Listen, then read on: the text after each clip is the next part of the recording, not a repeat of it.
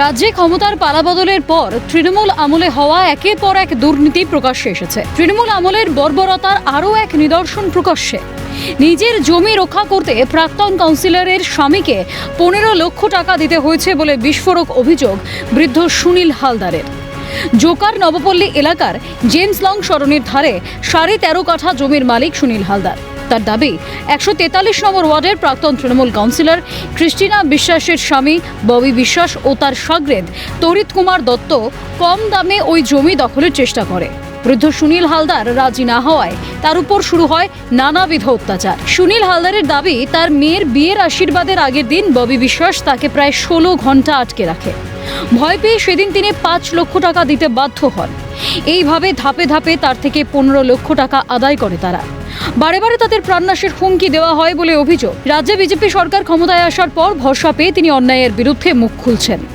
সরকার পরিবর্তনের পর সাহস পেয়ে তিনি বিষয়টি নিয়ে হরিদেবপুর থানায় লিখিত অভিযোগ দায়ের করেছেন। অভিযোগের তীর 143 নম্বর ওয়ার্ডের প্রাক্তন তৃণমূল কাউন্সিলর ক্রিস্টিনা বিশ্বাসের স্বামী ববি বিশ্বাসের বিরুদ্ধে।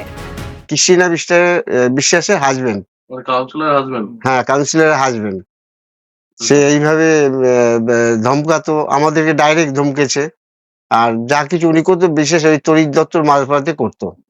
তা পরবর্তীকালে তো উনি সামনে চলে এলো, যেরকম হঠাৎ আমার মেয়ের বিয়ে ঠিক হয় সেই টাইমে আমাকে হঠাৎ নিজেই ডাইরেক্ট বললো যে আমাদের জমি দাও, না আমাকে এত টাকা দিতে হবে। কত টাকা দিয়েছিল?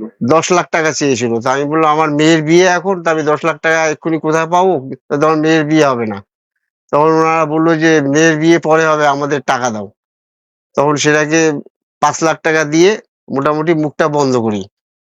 5 লাখ ক্যাশ। আপনাকে কি কোন রকম হুমকি ভয় দেখানো? হ্যাঁ, ভয় দেখিয়েছে যে টাকা তাড়াতাড়ি 10 লাখ টাকা বের করো, নাহলে তোমার জানে মেরে দেবো। ওনার অভিযোগ হচ্ছে যে 2008 সালে একটা জমি কেনেন, সেটা 13.5 কাঠা ওনার এবং ওনার মিসেসের নামে জমিটি কেনা হয়। ওই জমিটার উপর ওদের নজর ছিল, জমিটা যেমন করে হোক কিনবে, এবং কিনবে 13.5 কাঠা জমি মাত্র 10 লাখ টাকায় কেনার প্রস্তাব দিয়েছেন ওনাকে, যে ওটা আমি কিনতে চাই আমরা।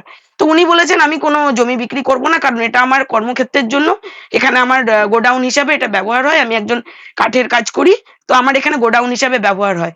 তো ওরা যখন কোনো মতে পারে না, সেখানে তারপরে আস্তে আস্তে এই পুরো বিষয়টি করাচ্ছিল পেছন থেকে ববি বিশ্বাস পরে সামনে চলে আসেন, এবং দফায় দফায় যখন কোনোভাবে উনি দমছেন না, কোনোভাবে ওই জমিটি হস্তান্তর করতে রাজি হচ্ছেন না, তখন ওনাকে তুলে নিয়ে গিয়ে ওনাকে ভয় দেখানো হয়। রাজ্যে বিজেপি ক্ষমতায় আসার পর অত্যাচারিতরা মুখ খোলার সাহস পাচ্ছেন, তবে দুর্নীতির শিকড় আর কত গভীরে সেই প্রশ্নই তুলছে ওয়াকিবহল মহল। রাজীব নস্করের রিপোর্ট, ক্যালকাটা নিউজ।